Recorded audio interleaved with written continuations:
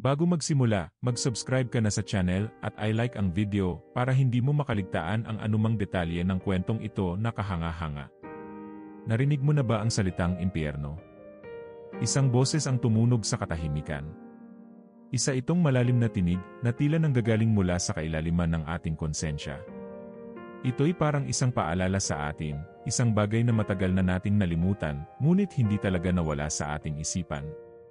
Napatingin si Daniel sa paligid. Walang tao. Nasa kanyang kwarto siya, nag-iisa, ngunit tila naririnig niya ang boses na iyon sa kanyang isipan. Hindi ito ang unang beses na nakaramdam siya ng ganitong kuryosidad, ang tanong na kumikiliti sa kanyang kamalayan, ano nga ba talaga ang impyerno? Sa kanyang kabataan, maraming kwento siyang narinig tungkol sa impyerno. Isa itong lugar ng pagdurusa, ng sunog na walang tigil, ng mga kaluluwang nagsisisi, ngunit wala ng pagkakataon. Ngunit may tanong si Daniel na hindi kayang sagutin ng mga kwento, totoo ba talaga ito? Muli siyang bumalik sa alaala ng isang sermon na narinig niya noong siya ay bata pa.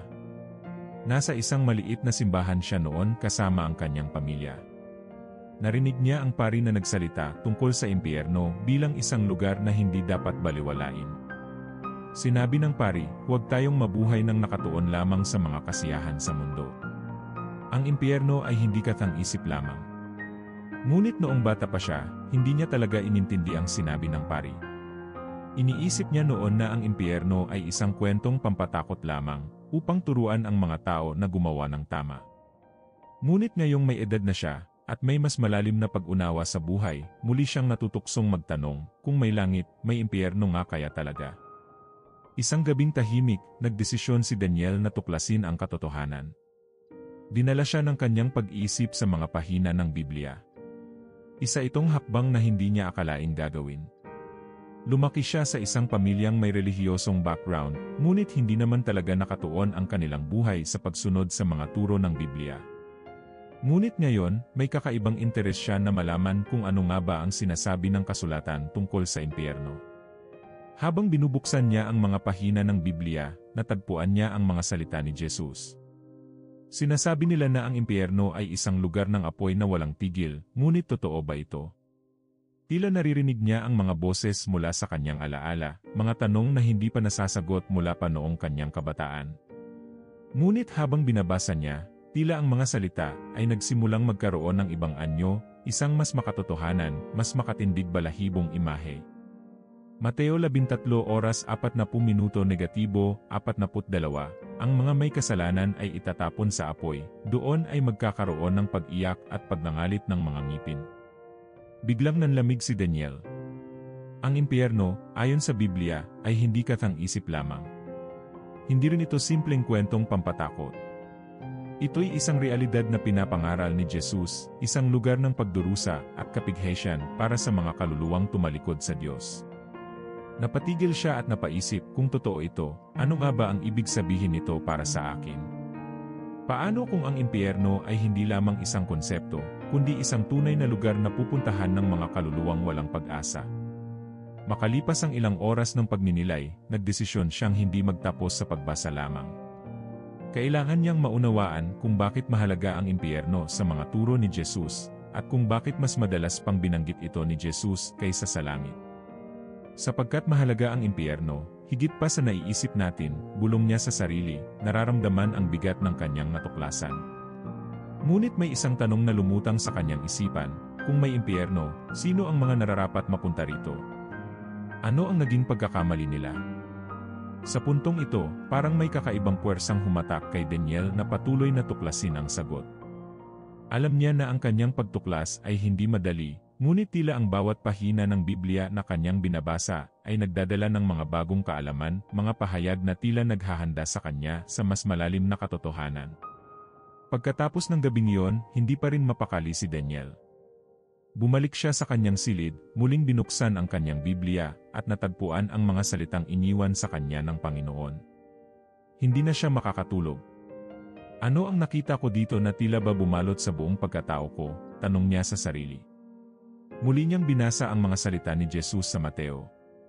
Ang mensahe ay matalim, halos damang-dama niya ang bigat nito. Kung ang iyong kamay ay nagtutulak sa iyo sa kasalanan, putulin mo ito. Mas mabuti pang pumasok ka sa buhay na may kapansanan kaysa makapasok sa impyerno na buwang katawan. Napatigil si Daniel, napalunok siya ng laway. Hindi niya maunawaan kung bakit kailangan ng ganoong katinding pahayag. Bakit ganito ang tono ni Jesus, bulong niya sa sarili, sinusubukang intindihin ang dahilan ng ganitong pananalita. Ang impyerno, ayon sa kanya, ay tila isang lugar na hindi kayang palampasin. Habang binabasa niya, pumasok sa kanyang isipan ang isang eksena mula sa kanyang kabataan. Isang matandang naglalakad sa harap ng simbahan, pinaghahanda ang kanyang sarili sa isang bagay na hindi niya kayang ipaliwanag noon. Narinig niya ang matanda na nagsasabi, darating ang paghuhukom. Noon, hindi niya pinansin ito, ngunit ngayon, tila sumisigaw ang kanyang alaala. Sinimulan ni Daniel basahin ang isa pang bahagi ng Mateo. Sa katapusan ng panahon, sabi ni Jesus, darating ang mga anghel at ihihiwalay ang masasama mula sa mga mabubuti at ang mga makasalanan ay itatapon sa apoy.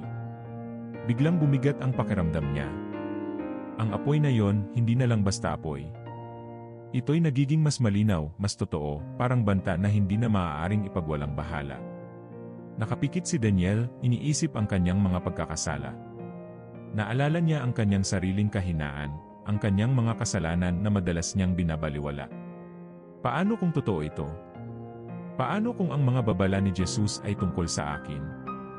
Naramdaman niya ang bigat ng mga tanong na ito, at sa kauna-unahang pagkakataon, naramdaman niya ang takot sa posibleng kahihinatnan.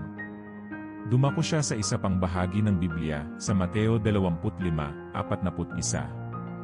Naroon ang isang matinding babala, lumayo kayo sa akin, mga isinumpa, sa apoy na inihanda para sa dyablo at sa kanyang mga anghel.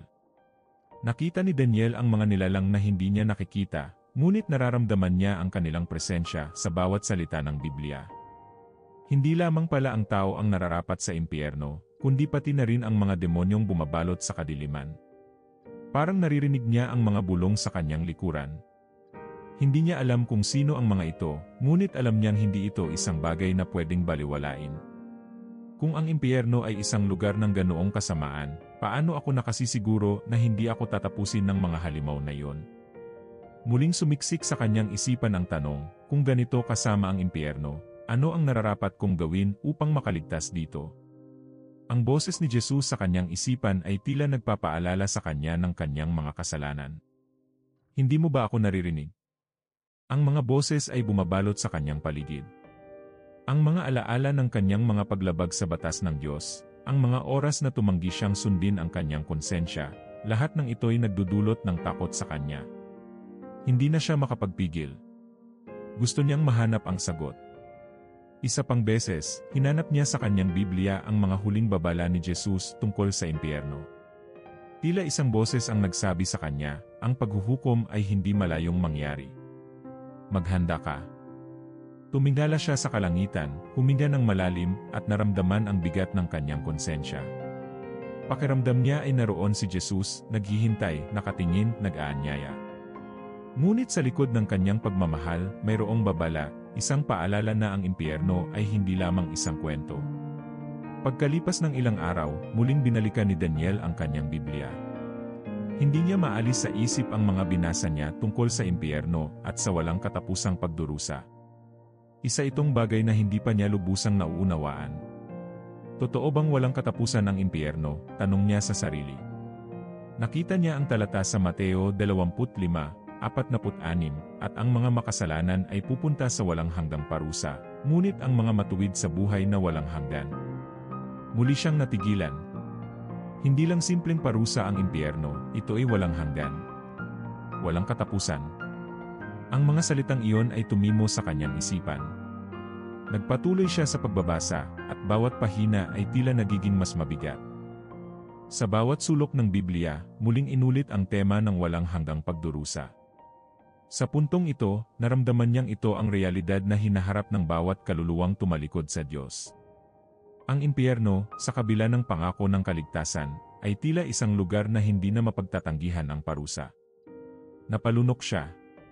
Kung walang hanggan niya ang impyerno, paano ko ito maiintindihan? Bakit ito pinili ng Diyos? Pumasok sa kanyang isipan ang boses ng kanyang ina, na madalas magsabi, ang Diyos ay Diyos ng pagmamahal, ngunit Diyos rin siya ng hustisya. Noon, hindi niya ganap na nauunawaan ang mga salitang iyon. Ngunit ngayon, parang isa itong malinaw na katotohanan. Sinubukan ni Daniel hanapin ang paliwanag. Sa kanyang pagbabasa, natutunan niya na maraming mga tao ang nag-aalinlangan sa ideya ng walang katapusang impyerno. May mga nagsasabing hindi ito literal. May iba namang nagmumungkahi na baka isang simbolo lamang ito ng pagkakahiwalay sa Diyos. Ngunit sa bawat ulat sa kasulatan, malinaw na ang mga turo ay hindi nagbabago, ang impyerno ay isang tunay na lugar ng pagdurusa, at ito'y walang wakas. Paano ko haharapin ang katotohanan ito? Tanong niya sa sarili. Kahit anong paliwanag ang kanyang subukang isipin, paulit-ulit pa ring bumabalik ang mga babala ni Jesus tungkol sa impyerno, sa kawalang hanggan nito, at sa mga pusong patuloy na tinatalikuran ang liwanag. Sa gabing iyon, nanalangin si Daniel. Panginoon, wika niya, kung totoo ngang walang hanggan ang impyerno, gabayan mo ako para mas maunawaan ito. Tulungan mo akong hanapin ang tamang landas, sapagkat ayaw kong mapunta sa ganoong lugar. Ang kanyang pagdududa at takot ay nararamdaman pa rin niya, ngunit may pag-asa siyang nadarama. Ang kaalamang ito ay hindi lamang para sa kanya, kundi para sa lahat ng kanyang makakausap. Naunawaan niya na ang impyerno ay tunay na lugar ng walang hanggang pagdurusa, at ang buhay na walang hanggan sa piling ng Diyos ang tanging daan patungo sa kalayaan. Pilit pa ring iniisip ni Daniel ang tungkol sa impyerno, ngunit ngayong gabi, may isang tanong na bumabagabag sa kanya. Ano ang nagtutulak sa isang tao patungo sa ganitong uri ng kaparusahan? Malinaw mula sa kanyang mga nabasa na ang kasalanan ang siyang dahilan, ngunit ano nga ba ang tunay na saklaw ng kasalanan sa mata ng Diyos? Habang muling binubuklat ang mga pahina ng Biblia, napadako si Daniel sa isang talata sa Juan 3:19. Ang liwanag ay dumating sa mundo, ngunit mas pinili ng tao ang kadiliman kaysa liwanag dahil sa kanilang masasamang gawa. Napaisip siya, bakit nga ba ganito? Bakit pinipili ng tao ang landas ng kasalanan, kahit na alam nila na may kapalit itong masama? Naalala niya ang isang kaibigan noong kabataan niya. Si Carlo, isang masayahing bata na palaging naghahanap ng kaligayahan sa lahat ng bagay. Ngunit sa paglipas ng panahon, nakita ni Daniel kung paano nagbago si Carlo, lumayo ito sa simbahan, sumabak sa mga bisyo, at kalaunan ay nasangkot sa mga bagay na hindi katanggap-tanggap. Isang gabi, nagkaroon sila ng pagkakataong mag-usap. Bakit mo ginagawa ito, Carlo? Tanong ni Daniel, habang naglalakad sila pauwi isang gabing tahimik. Napatingin si Carlo sa kanya, may kirot sa mga mata, ngunit may ngiti sa labi. Alam mo, Daniel, minsan, ang mga bagay na mali ang siyang pinaka-nakapagbibigay sa atin ng saya sa mundong ito. Isang tahimik na sagot, puno ng lungkot at pagsisisi. Ngunit alam ni Daniel na sa kabila ng sagot na iyon, nagpatuloy pa rin si Carlo sa kanyang ginagawa. Sa alaala ni Carlo, napagtanto ni Daniel ang isang bagay, ang tao ay may kalayaan ng pagpili. Ngunit kasama ng kalayaang ito ay ang responsibilidad ng bawat isa sa kanilang mga desisyon. Ang Diyos ay nagbibigay ng gabay, ngunit ang tao pa rin ang pipili kung susundin o tatalikuran ang kanyang mga utos. Binasa niya ang Galatia 5:11-21, kung saan inilista ni Pablo ang mga gawain ng laman, pakikiapid, kahalayan, pagsamba sa Diyos-Diyosan, at iba pang uri ng kasamaan. Ang mga gawain ito ay hindi lamang mga aksyon, isa itong pahayag ng pusong tumatalikod sa Diyos. At sa bawat oras na pipiliin ng tao ang mga gawain ito, lalo lamang silang napapalapit sa impyerno. Sa mga susunod na araw, naglaan ng oras si Daniel upang pagnilayan ang iba't ibang uri ng kasalanan. Pinagnilayan niya ang kanyang sariling buhay, ang mga bagay na hindi niya pinansin noon, ngunit ngayon ay tila nagiging malinaw na mali sa kanyang paningin. Ang kanyang kayabangan, ang kanyang pagkamakasarili, at ang mga panahong hinayaan niyang maging malamig ang kanyang pananampalataya, lahat ng ito ay nagpatibay sa kanyang pagkaunawa na ang kasalanan ay may seryosong kapalit. Isang gabi, lumapit siya sa Diyos sa panalangin. Patawarin mo ako, Panginoon. Maraming beses kong iniisip na kaya kong baguhin ang sarili ko, ngunit sa totoo lang, lalo lamang akong nadadala ng sarili kong kahinaan. Tinatanggap ko na hindi ko kayang gawin ito ng mag-isa. Sa gabing iyon, naramdaman niya ang bigat ng kanyang mga kasalanan, at kasabay ng mga luhang pumatak mula sa kanyang mga mata, nahanap niya ang kaunting kapayapaan.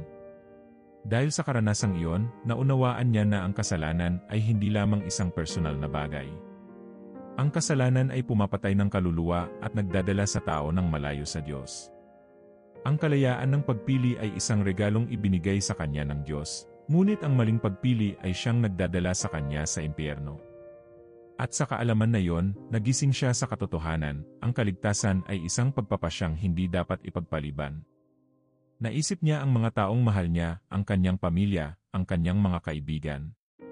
Kung ganito kahalaga ang pagpili ng tamang landas, paano ko ba maibabahagi sa kanila ang mga natutunan ko? Ang tanong na ito ang naging kanyang gabay sa mga susunod niyang hakbang. Alam niyang hindi niya sila mapipilit, ngunit alam din niyang may pananagutan siyang ibahagi ang kanyang kaalaman. Sa huli, natutunan ni Daniel na ang kalayaan ng pagpili ay hindi lamang tungkol sa pagdesisyon para sa sarili. Ito ay isang tawag upang maglingkod at ibahagi ang liwanag sa iba. Ang impyerno ay tunay na isang lugar ng kaparusahan, ngunit ang daan patungo rito ay pinipili ng tao araw-araw. Sa bawat kasalanan, sa bawat maling desisyon, ang tao ay gumagawa ng hakbang patungo sa kadiliman.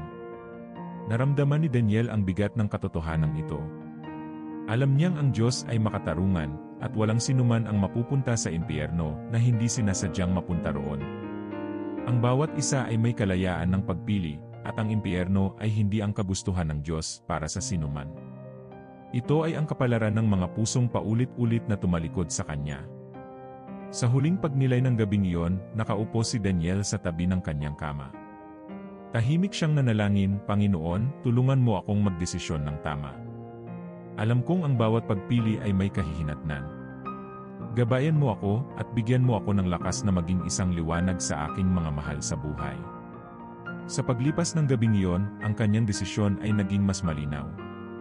Handa na siyang yakapin ang katotohanan at piliin ang liwanag, at umaasa siya na ang kanyang mga mahal sa buhay ay gagawa rin ng parehong pagpili. Sa bawat araw na lumilipas, lalong nadarama ni Daniel ang bigat ng kanyang natutunan tungkol sa impyerno. Sa mga pagninilay niya, bumabalik sa kanyang isipan ang isang tanong: ano nga ba ang mangyayari sa kaluluwa pagkatapos ng kamatayan? Sa kasalukuyang panahon, maraming pananaw tungkol dito, ngunit nais niyang malaman kung ano ang sinasabi mismo ng Biblia. Muli niyang binuksan ang kanyang Biblia, at napadako sa isang kwento na matagal na niyang narinig, ang kwento ng mayamang lalaki at si Lazaro. Muling nagbalik ang kanyang alaala tungkol sa kwentong ito, ngunit ngayong mas malalim ang kanyang pag-unawa, tila ba mas masidhi ang mensahe nito sa kanya. May isang mayamang lalaki, binasa ni Daniel mula sa aklat ni Lucas, na nagdaramit ng magarang kasuotan at namumuhay ng marangya araw-araw. Ngunit may isang mahirap na lalaki rin, si Lazaro, na nakahiga sa may pinto ng mayaman, puno ng sugat at gutom na gutom. Pumasok sa isipan ni Daniel ang larawan ng pagkakaiba ng kanilang mga buhay. Si Lazaro, ang mahirap ngunit matuwid, at ang mayaman, puno ng yaman ngunit walang pakialam sa iba. Hindi nagtagal, kapwa sila namatay. Dinala si Lazaro sa piling ni Abraham, samantalang ang mayamang lalaki ay napunta sa lugar ng pagdurusa. Ang bawat salita ay damang-dama ni Daniel. Nandito ang paglalarawan ng kalagayan ng kaluluwa pagkatapos ng kamatayan, bulong niya sa sarili, habang patuloy na binabasa ang mga salitang nakapaloob sa kwento. Habang nagbabasa, tila naririnig niya ang boses ng mayamang lalaki na tumatawag mula sa impyerno, "Amang Abraham, maawa ka sa akin. Ipadala mo si Lazaro upang basain ang dulo ng kanyang daliri sa tubig at palamigin ang aking dila, sapagkat ako'y naghihirap sa apoy na ito." Napakapit si Daniel sa Biblia. Isang malamig na kilabot ang dumaloy sa kanyang katawan. Ang kahilingan ng mayamang lalaki ay simple ngunit puno ng dalamhati. Isang patak ng tubig, isang bagay na madalas niyang baliwalain sa kanyang pang-araw-araw na buhay, ay tila napakahalaga sa gitna ng kanyang pagdurusa. Ang kahilingan niya para sa kahit na kaunting ginhawa ay tila nagpapakita ng labis na panghihinayang.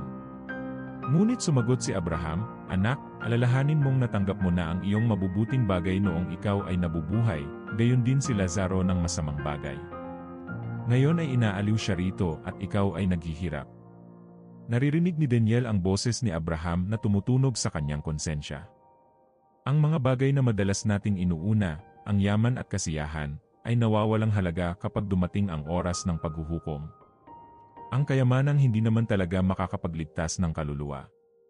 Ang pagkakaibang ito ng kapalaran ni Lazaro at ng mayamang lalaki ay hindi bunga ng kanilang yaman o kahirapan sa lupa, kundi ng kanilang mga desisyon at pananampalataya sa Diyos. Sa puntong ito, naisip ni Daniel ang kanyang sariling buhay at ang mga desisyong ginagawa niya araw-araw. Sa huli, sabi niya sa sarili, ang lahat ng ating ginawa ay huhusgahan.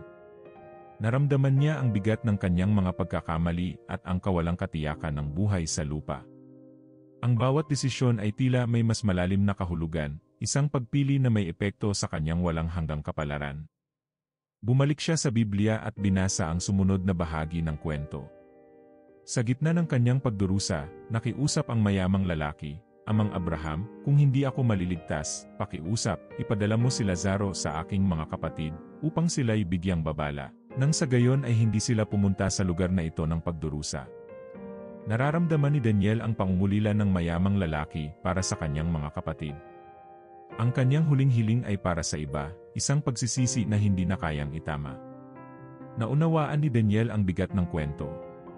Sa oras na siya'y namatay, wala na siyang magagawa para itama ang kanyang pagkakamali. Sa puntong iyon, ang kapalaran niya ay naselyado na. Sinagot ni Abraham ang mayamang lalaki, nasa kanila ang mga kasulatan ni Moises at ng mga propeta, sila ay dapat makinig sa kanila. Hindi pa rin tumigil ang mayaman. Hindi, Amang Abraham, pagsamo niya. Ngunit kung may pupunta sa kanila mula sa mga patay, sila'y magsisisi. Ngunit sagot ni Abraham, kung hindi sila nakikinig kina Moises at sa mga propeta, hindi rin sila mahihikayat kahit may bumangon mula sa mga patay. Natigilan si Daniel. Ang mga salita ni Abraham ay tila sinasabi rin sa kanya ngayon, kung hindi ka makikinig ngayon, ano pa ang magpapabago sa iyo? Napagtanto ni Daniel ang halaga ng bawat desisyon sa buhay at ang bigat ng pagpapasya patungo sa kaligtasan o sa impyerno. Sa huling pagbasa sa kwento, nakita ni Daniel ang aral na iniwan ng kwento ng mayamang lalaki at ni Lazaro. Ang bawat kaluluwa ay may oras ng pagpapasya sa lupa. Pagdating ng kamatayan, ang lahat ng desisyon ay walang hangganan na. At sa gabing iyon, mas pinalalim ng kwento ang kanyang pag-unawa. Ang paghuhukom ay isang realidad na hindi pwedeng iwasan, at ang kaligtasan ay isang oportunidad na hindi dapat sayangin. Sa huli, naupo si Daniel at nagmuni-muni. Tahimik niyang binulong ang isang panalangin, Panginoon, bigyan mo ako ng lakas at gabayan mo ako sa tamang landas. Huwag mo akong hayaang magkamali sa aking pagpili, sapagkat alam kong ang bawat desisyon ay may walang hanggang kapalit. Patuloy ang pag-aaral ni Daniel tungkol sa mga aral na natutunan niya sa Biblia, ngunit habang mas lumalalim ang kanyang pagkaunawa, napansin niya ang ilang mga salitang tila nagdudulot ng pagkalito sa kanya. Ang impyerno, Hades, Sheol, at lawang apoy ay madalas na binabanggit sa mga pahina ng kasulatan. Ano nga ba ang mga pagkakaiba ng mga ito? Tanong niya sa sarili. Ang impyerno at Hades sa kasulatan. Una niyang tinutukan ang salitang Hades. Natagpuan niya sa Bagong Tipan ang ilang mga pahayag tungkol dito. Sa aklat ni Mateo, nabasa niya, ang mga kasalanan ng mundo ay nakasumpong ng kanilang kaparusahan sa Hades. Sa una, tila hindi malinaw kay Daniel kung ano ang Hades kumpara sa impyerno na kanyang natutunan. Ngunit habang binabasa pa niya, unti-unti niyang nakikita ang kahulugan nito. Ang Hades, natutunan niya, ay tila isang pansamantalang lugar ng mga patay, isang lugar ng paghihintay ng kaluluwa bago ang huling paghuhukom. Tila ito ang estado ng kaluluwa matapos mamatay, ngunit hindi pa nararating ang permanenteng kapalaran sa lawang apoy.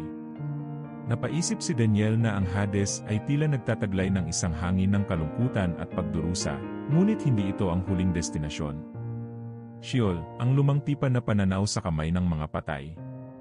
Sa lumang tipan, madalas na mababasa ang salitang Sheol, at sa pagbabasa ni Daniel, naunawaan niya na ito ang bersyon ng Hades sa wikang Hebreo. Ang Sheol ay isang pangkalahatang termino para sa lugar ng mga patay.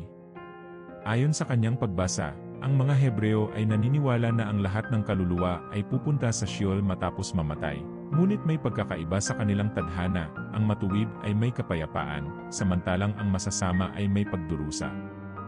Napagtanto ni Daniel na ang Sheol ay hindi lamang isang lugar ng pagkakakulong, kundi isang paunang paghuhusga para sa mga kaluluwang namumuhay ng makasalanan. Kahit sa Sheol pa lamang, may pakiramdam na ng paghihintay sa mas matinding kaparusahan, bulong niya sa sarili. Ang lawang apoy, ang huling destinasyon. Ngunit hindi doon nagtatapos ang kwento. Habang binubuklat pa ni Daniel ang kanyang Biblia, natagpuan niya ang matinding larawan ng lawang apoy sa aklat ng pahayag. Ayon dito, matapos ang huling paghuhukom, ang mga masasama, pati na ang kamatayan at Hades, ay ihahagis sa lawang apoy. Napatigil si Daniel. Ang lawang apoy ang tunay na impyerno, bulong niya. Ito ang huling destinasyon, ang lugar na hindi na kailanman matatakasan. Ang Hades at Sheol ay tila pansamantala, ngunit ang lawang apoy ay walang hanggan. Naunawaan niyang ito ang lugar ng kaparusahan na inilarawan ni Jesus bilang lugar ng pag-iyak at pagngangalit ng mga ngipin, isang lugar ng walang hanggang pagdurusa sa piling ng kasamaan. Sa bawat bahagi ng Biblia, unti-unting nabuo sa isip ni Daniel ang konsepto ng impyerno. Sa lawang apoy, ang mga makasalanang tumalikod sa Diyos ay haharap sa walang hanggang parusa. Ito ang tunay na kapalaran ng mga kaluluwang patuloy na namuhay sa kadiliman at tinanggihan ang kaliwanagan ng Diyos. Tahimik niyang pinagnilayan ang kahulugan ng lawang apoy at kung paano ang impyerno ay hindi lamang isang lugar ng pisikal na pagdurusa. Ang pagiging malayo sa Diyos, ang kawalan ng kanyang presensya, ay tila mas mabigat pa sa kahit anong apoy o parusa. Ang impyerno pala ay hindi lamang isang lugar ng pisikal na paghihirap, kundi ng kawalang pag-asa, naisip niya. Napagtanto ni Daniel na ang impyerno ay isang realidad na hindi lamang katang-isip. Ang Hades, Sheol, at lawang apoy ay mga paalala na ang kasalanan ay may kapalit, at ang mga nagtatakwil sa Diyos ay may patutunguhan sa walang hanggan. Sa pagtatapos ng gabing iyon, naupo si Daniel sa katahimikan, na puno ng pagninilay. Ang kaalamang ito ang nagbigay sa kanya ng mas malinaw na pag-unawa sa mga hamon at pagpili sa kanyang buhay. Sa bawat paghina niya, nararamdaman niya ang bigat ng responsibilidad na mamuhay sa kaliwanagan, na malayo sa kadiliman at kasalanan. Habang lumalalim ang pagkaunawa ni Daniel sa mga aral ng Biblia tungkol sa impyerno, isang bagong katanungan ang bumagabag sa kanya. Kung ganito katindi ang katotohanan tungkol sa impyerno, bakit kakaunti ang nagtuturo nito ng malinaw? Sa tuwing papasok siya sa simbahan, napapansin niyang madalas pag-usapan ang pagmamahal at awa ng Diyos, ngunit bihirang banggitin ang impyerno. Isang alaala ang biglang sumagi sa kanyang isipan, isang sermon noong bata pa siya. Ang tagapagsalita, isang bagong pari sa kanilang bayan, ay tahasang nagbabala tungkol sa impyerno, na sinamahan ng mahigpit na paalala, huwag ninyong baliwalain ang impyerno, sapagkat ito'y bahagi ng katotohanan. Subalit pagkatapos ng sermon, narinig ni Daniel ang ibang matatandang miyembro ng kongregasyon na bulung-bulungan na tila hindi nila nagustuhan ang usapin. Nagpatuloy si Daniel sa pagbabasa ng Biblia, natagpuan niya ang isang talata sa aklat ni Santiago na tila tumutukoy sa kanyang iniisip, higit na pananagutan ang haharapin ng mga nagtuturo. Napahinto siya at nagmuni-muni. Bilang mga guro ng salita ng Diyos, ang mga pinunong espiritual ay may mas malaking responsibilidad na ihayag ang buong katotohanan, kahit pa mahirap itong tanggapin ng iba. Napaisip siya, kung hindi nila ito itinuturo, kaninong kaluluwa ang nasasakripisyo? Ang halimbawa ng mga Pariseo. Muling inalala ni Daniel ang mga salita ni Jesus patungkol sa mga Pariseo. Binansagan sila ni Jesus bilang mga bulag na gabay. Kahit na sila ay kilala bilang mga dalubhasa sa kautusan, tinawag ni Jesus ang kanilang pansin sapagkat hindi nila tinuturo ang tunay na kalooban ng Diyos. Sa halip, mas iniisip nila ang kanilang sariling imahe at kapangyarihan. Naiisip ni Daniel na sa modernong panahon, maraming tao ang nais lamang marinig ang magaan at masayang bahagi ng Ebanghelyo, ang pag-ibig, kapayapaan, at biyaya. Ngunit sa totoo lang, ang Ebanghelyo ay hindi lamang nag-aanyaya, nagbibigay din ito ng babala. Ano ang magiging kapalaran ng mga pinuno na hindi ipinapahayag ang buong katotohanan? Tanong niya sa sarili. Pagsubok ng katotohanan. Sa kanyang muling pagbabasa ng Biblia, natagpuan ni Daniel ang mga babala ni Jesus tungkol sa mga huwad na mga ngaral. Ayon sa kanya, sila ay mga lobo sa balat ng tupa. Minsan, nasaksihan ni Daniel ang isang tagapagsalita na halos buong sermon ay tungkol sa kasaganahan at kasiyahan, ngunit walang nabanggit tungkol sa responsibilidad o pagsisisi. Paano kung ang mga tagapakinig niya ay walang alam tungkol sa impyerno? Ano ang magiging kahihinatnan nila, bulong ni Daniel sa sarili? Ang ganitong mga mensahe, ayon kay Daniel, ay tila hindi kumpleto. Ang kagalakan at pag-asa ay mahalaga, ngunit ang impyerno, ang kahatulan, at ang katuwiran ay mga katotohanang hindi dapat isantabi.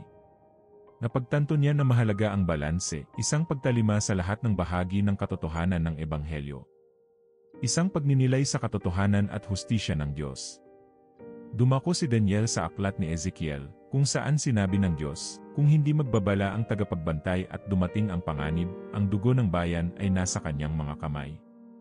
Isang malamig na kilabot ang dumaloy sa kanyang katawan. Naisip niya ang mga guro ng salita na nagpipilit manatiling tahimik tungkol sa impyerno. Kung ang isang tagapagsalita ay pipiliin lamang ang magaan na bahagi ng mensahe, hindi ba't sila rin ay magiging accountable sa Diyos? Lalo siyang namangha sa bigat ng responsibilidad ng mga pinuno. Ang impyerno ay isang hindi komportableng paksa, ngunit ito ay isang mahalagang bahagi ng pagkatuto at pagtalima sa Diyos. Nakita ni Daniel na walang pagbubukod sa responsibilidad na ito, ang mga pinuno, guro, at mga ngaral ay kinakailangang ipaliwanag ang lahat ng aspeto ng katotohanan, lalo na ang mga maselang paksa tulad ng impyerno. Ang pagtawag sa katapatan. Sa gabing iyon, nanalangin si Daniel. Panginoon, huwag mong hayaan na ang mga pinuno ay sumuko sa pressure ng mundo. Bigyan mo sila ng lakas upang ibahagi ang buong katotohanan. Sa kanyang puso, nadama niya ang bigat ng bawat kaluluwang nangangailangan ng kaliwanagan. Naunawaan niya na hindi madali ang maging tapat sa salita ng Diyos, lalo na't may mga bahagi nito na hindi madaling tanggapin ng marami. Ngunit alam ni Daniel na ito ang tamang landas. Ang Diyos ay hindi lamang Diyos ng pag-ibig kundi ng hustisya. Ang impyerno ay hindi isang kathang-isip kundi isang realidad. At ang tunay na pagmamalasakit ay ang pagbabahagi ng buong katotohanan, kahit na masakit ito para sa iba. Sa pagtatapos ng gabing iyon, nadama ni Daniel ang isang bagong pananagutan sa kanyang puso. Alam niyang kahit hindi siya pinuno ng isang simbahan, may responsibilidad siya sa bawat taong kanyang makakasalamuha. Nasa pamamagitan ng kanyang pagkilos, pagsasalita, at mga aral na kanyang ibabahagi, siya man ay isang saksi sa katotohanan ng Diyos. Sa puntong iyon, nagdesisyon si Daniel, ipapaalam ko ang buong mensahe, hindi lamang ang bahagi nito. Hihikayatin ko ang iba na maglaan ng oras para talakayin ang mga aral ng Biblia, lahat ng bahagi, pati na ang tungkol sa impyerno. Sa gabing iyon, natutunan ni Daniel ang tunay na kahulugan ng katapatan sa salita ng Diyos, isang katapatan na hindi natatakot sa mga hamon at handang ibahagi ang katotohanan sa lahat ng kaluluwang nangangailangan ng kaliwanagan. Habang patuloy na pinag-iisipan ni Daniel ang mga natutunan niya tungkol sa impyerno, isang mahalagang katanungan ang umusbong sa kanyang isipan, kung ang Diyos ay puno ng pag-ibig, paano niya hahayaan ang impyerno na umiral? Ito ay isang tanong na madalas din niyang naririnig mula sa ibang tao, lalo na sa mga hindi naniniwala. Binalikan ni Daniel ang Biblia upang tuklasin ang kasagutan. Natagpuan niya ang isang talata sa Roma 2:6-8, kung saan sinabi ni Pablo, ibibigay niya sa bawat tao ayon sa kanilang mga gawa. Ayon sa talatang ito, ang Diyos ay makatarungan na magbibigay ng bawat kapalaran ayon sa ating mga ginawa. Ang bawat tao ay mayroong kalayaan sa pagpili, ngunit ang kalayaang ito ay may kalakip na responsibilidad. Isang gabi, habang tahimik na nagmumuni-muni, naisip ni Daniel ang kasamaan sa mundo. Nakikita niya ang mga balita, mga krimen, pagsasamantala, at mga karahasan na tila walang hanggan. Kung walang impyerno, tanong niya sa sarili, paano na ang mga biktima ng mga masasamang gawain? Hindi ba't ang hustisya ay kailangan para sa mga nagdurusa? Naramdaman ni Daniel ang bigat ng kasamaan na lumalaganap sa mundo. Hindi ito maaring baliwalain ng Diyos. Ang Diyos ay mapagmahal, ngunit siya rin ay makatarungan. Ang impyerno ay isang lugar ng ganap na katarungan, isang lugar para sa mga tumalikod sa kanyang mga utos, at hindi pinagsisihan ang kanilang kasalanan. Ang mga gumawa ng kasamaan na hindi nagbago ay haharap sa kaparusahan ng kanilang mga gawa. Napaisip si Daniel sa isa pang halimbawa, isang kriminal na hindi nagpakita ng pagsisisi na patuloy sa paggawa ng masasamang gawain. Kung walang impyerno, wika niya, saan pa makakamit ng mga biktima ang tunay na hustisya? Naramdaman niya na ang impyerno, sa kabila ng takot at pagdurusa na dulot nito, ay isang pagpapahayag ng katarungan ng Diyos. Ang kasamaan ay hindi maaring manatiling walang parusa sa harap ng isang banal at makatarungang Diyos. Habang ipinagpapatuloy niya ang pag-aaral, naunawaan ni Daniel ang tunay na kahulugan ng impyerno. Ito ay isang lugar na inilalaan sa mga taong tumalikod sa kabutihan at piniling magpatuloy sa kasalanan. Ang impyerno ay hindi basta parusa lamang, kundi ang ganap na resulta ng bawat desisyon na ginawa laban sa Diyos. Ang Diyos, sa kanyang kabutihan, ay nagbigay ng paraan upang ang bawat isa ay maligtas. Sa pamamagitan ni Jesus, mayroong daan patungo sa kaligtasan. Ngunit para sa mga tumanggi at nagpasyang ipagpatuloy ang kanilang mga masasamang gawa, ang impyerno ay ang kanilang huling hantungan, isang lugar kung saan hindi na nila mararamdaman ang kanyang presensya. Sa puntong iyon, nadama ni Daniel ang bigat ng bawat desisyon na ginagawa ng tao sa kanilang buhay. Sa huli, ang lahat ay huhusgahan ayon sa kanilang ginawa, bulong niya sa sarili. Alam niyang ang impyerno ay hindi ang unang pagpipilian ng Diyos para sa kanyang mga nilikha. Ito ay isang lugar para sa mga piniling magpatuloy sa kadiliman at pagtanggi sa liwanag.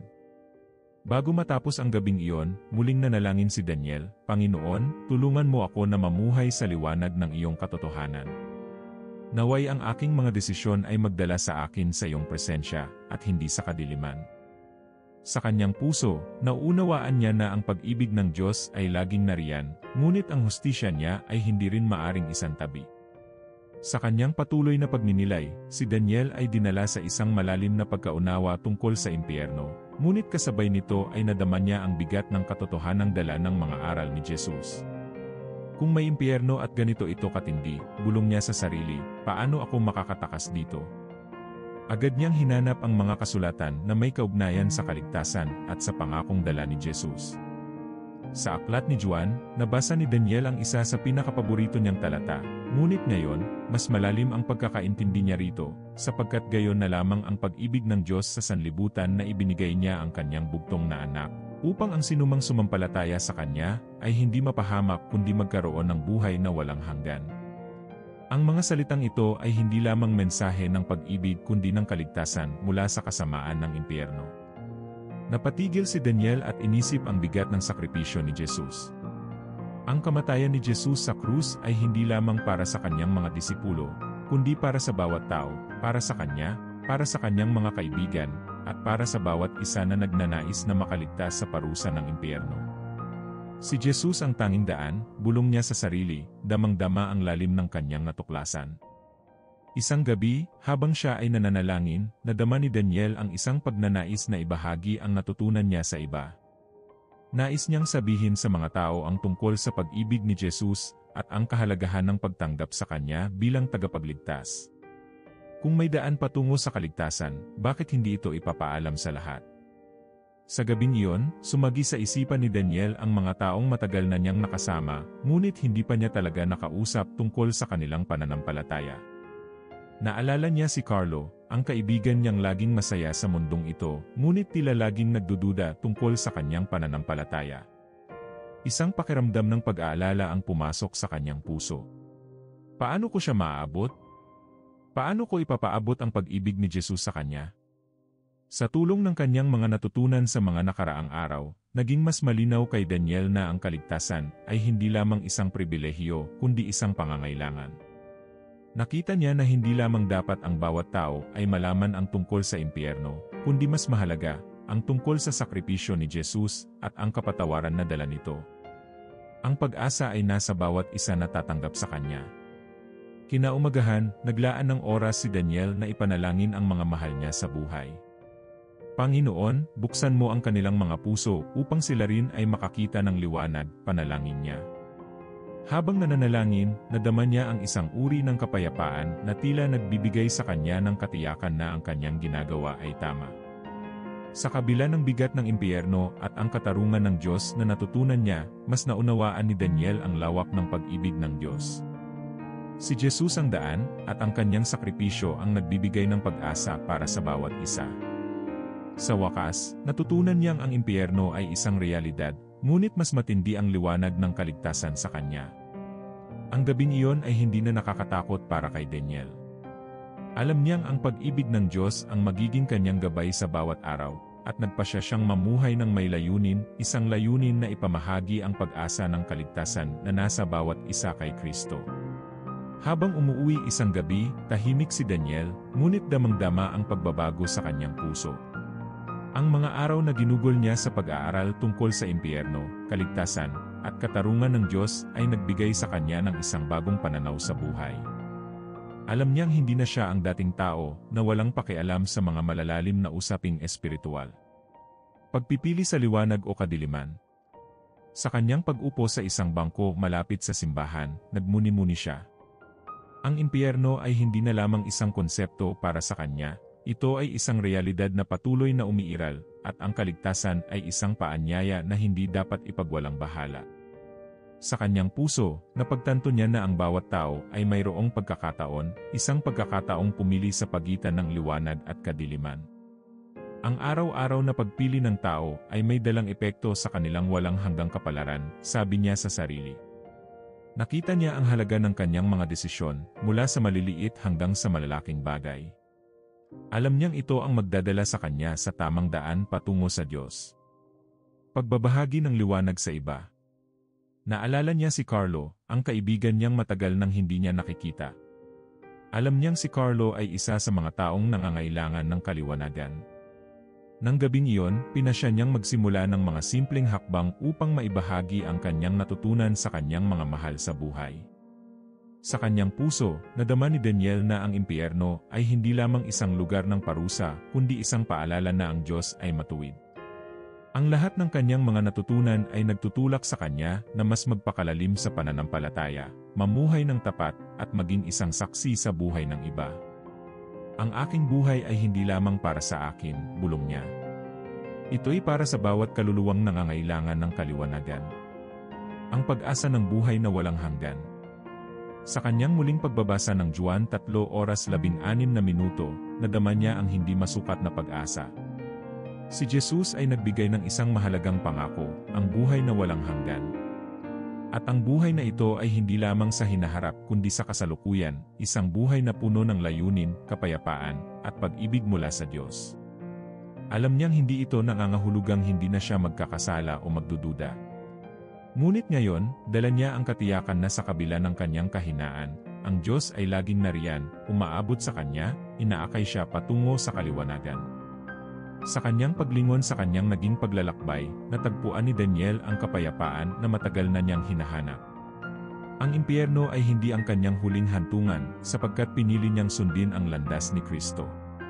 Sa wakas, nauunawaan niyang ang pananampalataya ay hindi lamang isang relihiyon, kundi isang buhay na patuloy na pinipili ang Diyos sa kabila ng lahat ng tukso at hamon. Sa gabing iyon, naglakad siya pauwi, puno ng pag-asa at handang ibahagi ang kanyang natutunan sa bawat tao. Alam niyang ang kanyang misyon ay hindi natatapos sa kaalaman, ito ay nagsisimula sa pagbabahagi ng pag-ibig ni Kristo at sa patuloy na pamumuhay sa liwanag ng kanyang katotohanan. Kung nakarating ka hanggang dito, mag-iwan ng komento na may salitang walang hanggan.